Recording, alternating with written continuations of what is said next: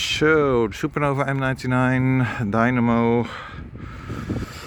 I want to talk about the high beam and then give my conclusion, because there's one issue with the high beam. So I can see a little bit further with the high beam than with the low beam, but not much. With the low beam it's about 70 meters, similar to the Safe Rides dynamo from Philips. It's really almost the maximum you can see anything on the road with that distance. You can make out small objects with extreme difficulty, and they need to be a little bit bright in color, otherwise forget it.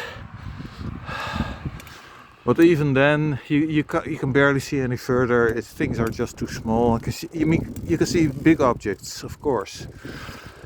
But if you need it at very high speed, say going down a mountain, then it'll always be difficult to see anything at those distances.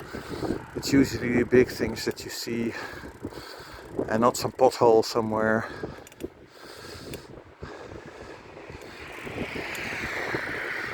But I want to talk about now is the high beam, as I mentioned. This is the switch with the lights. This is white when it's on the low beam and blue when it's on the high beam. When it's on the high beam, there's more light going upwards. You can see that here very well. You can see it on the trees. But the issue I was thinking about, and that I tried out, is how does it fare at low speed? And this is a problem because the high beam only properly works at higher speeds. Whereas, okay, so if you're going down a mountain at 60 kilometers per hour at night, which is something I wouldn't do, but okay, you might do it, then it's useful to have a high beam that shines just a little bit further than the low beam. But the main advantage of a high beam that I experienced, for example, when I made a trip in Germany long ago with my modified Safe Ride 80 on dynamo, it had it still has a battery, an 18650, to power it at low speed. So I had full power, full light at any speed. And the issue I had was off-road. I made a bit of a mistake somewhere to riding, and I was searching, well, where should I go? Is that with a low beam it's very difficult to select where to ride and to see properly where the unpaved sections ends, where for example, that you don't get into a area with bushes where the road is even worse or something. So I was not happy with the performance of the lights in that circumstance. For on-road riding it was absolutely perfect, best beam ever. But for off-road and to get back onto a road, I wanted a high beam. And this is a problem with these lights. So the light, it just went off. I was going too slow, and that means that you can't select the high beam. Here it's off now, and you can't select the high beam. Okay, nothing happens if I press it. And I'll show you what happens when I select the high beam when riding. And then it goes focus. Yep. Okay, I can select the high beam, and I will do that. Okay, so everything is lit up on the trees. It's high. Everything is lit up to very high height, and more than I can see on the video. And in reality, I can see the trees many meters above me lit up. So, blue light. Let's see what happens when I slow down. I'm going slow. Still, it switched off. It switched to low beam. And this was about 10 kilometers per hour or so. So if you go up a hill, then you already have this issue. And if you go slowly because of uneven terrain, as I had then in Germany, you want to find the proper paved road again, you will have a problem because you can't really use the high beam. And for me, the high speed use of a high beam is extremely limited. It's not so important because I would just slow down at night going down a hill. But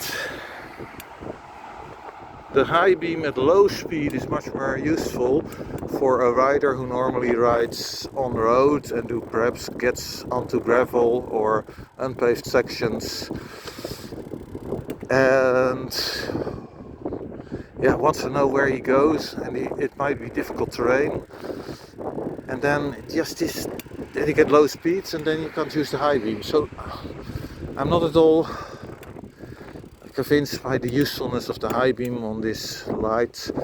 Should be coupled with a battery as in my modified Safe-Ride 80, but yeah, I think that's enough. It puts out a lot of light, it's uneven, the beam. High beam only works at higher speeds than about 10 kilometers per hour, and it costs 300 euros. So is it worth it? I would say no. It's just too expensive for what it gives. It's also too white, the light, not yellowish, lower color temperature, which is far better to see the actual road. So here I'm using a torch or pocket light, however you want to call it. It has an SST20 4000 Kelvin.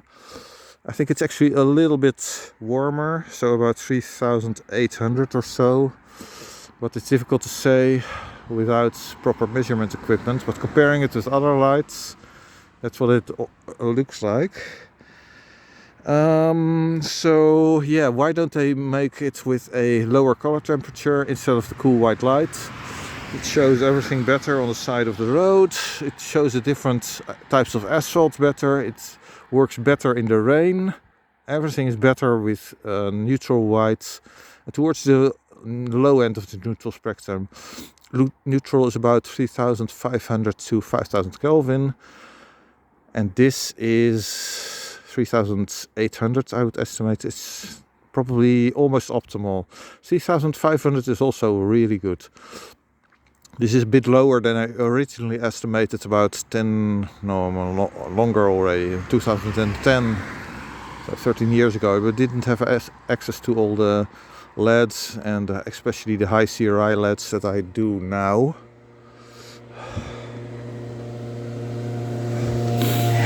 Yeah, mopeds. Alright, so it's my estimate at the time was 4200 Kelvin. That seemed to be about optimal, but actually it's a bit lower.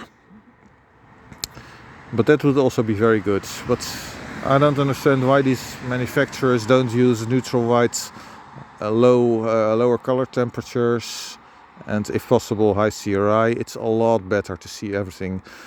Also, as I've mentioned, in the rain you see with the neutral white lights much better the difference between the different types of asphalt: repaired asphalt, standard asphalt, worn asphalt, especially in the rain, as I mentioned, but also when it's slightly wet.